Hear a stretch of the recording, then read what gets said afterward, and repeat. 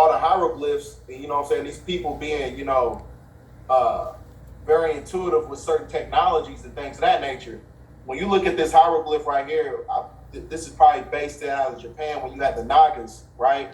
She has a tablet in her hand. She has a tablet in her hand. She's using it as a phone.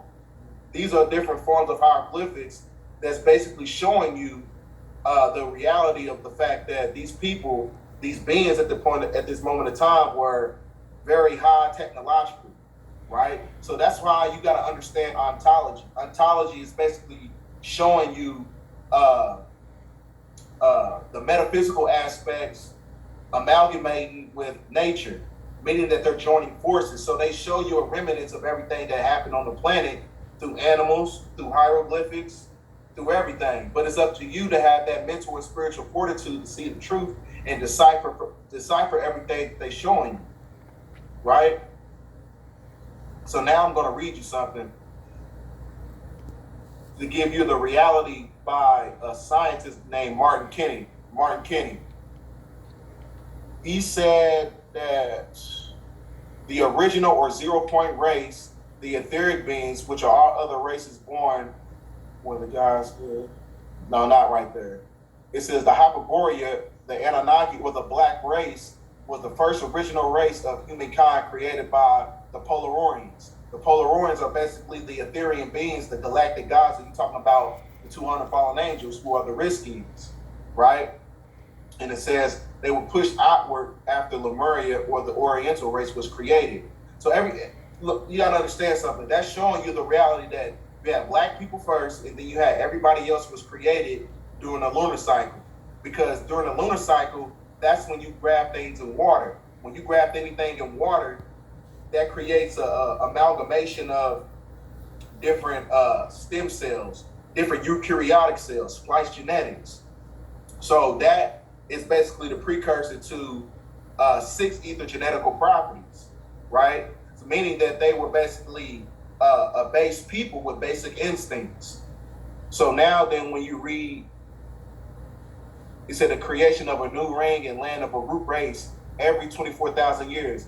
The 24,000 years is basically the verification period of everything on the planet, where the ice wall and everything is basically going to be depleted, right, during the Aquarian age. Because when you look at the symbol of the Aquarian age, it's showing you that there is a divine feminine solar transmission pouring down on the planet, right? She's pouring that galactic, that cosmic energy back on the planet to where it can reverse the polarity of all the evil on the planet. So it's going to basically knock down all these ice walls that basically encapsulate the known lands that we live in. Now I'm going to show you the whole map. Now this is the whole map right here. Now when you look at the bottom of the map right here, this is Nibiru. You see Nibiru is basically in a state of desolation, meaning that, that's why they created mankind, because mankind, they needed them to extract all the resources to basically create, to basically revitalize the dome around their solar system, because Nibiru has it's a tri-solar system. It has 3 suns on it, so it can only take on certain photon-like energy. It can only take up on certain UV radiation.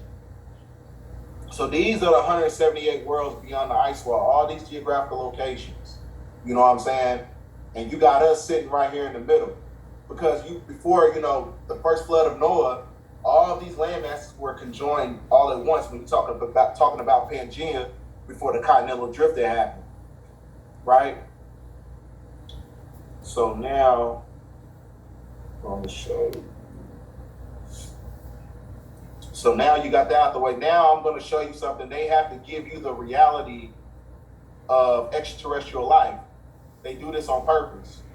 Now when you look at this Daily Mail publication here, it says NASA looks to the heavens for help. Agency enlisted 24 theologians to assess how the world will react to the discovery of alien life on distant planets and how it might change our perception of God's in creation. So now this is why it's imperative for y'all to get out of religion, because religion is basically, it's hypocrisy. it goes against, you know, creation. Like, for instance, we got 24, we got a billion stars in our solar system, and every star is a universe, meaning that Earth is basically a speck in the cosmic spectrum. So now, you know, that coincides to the theory if the Earth is flat or not, right? And based upon my independent research and my own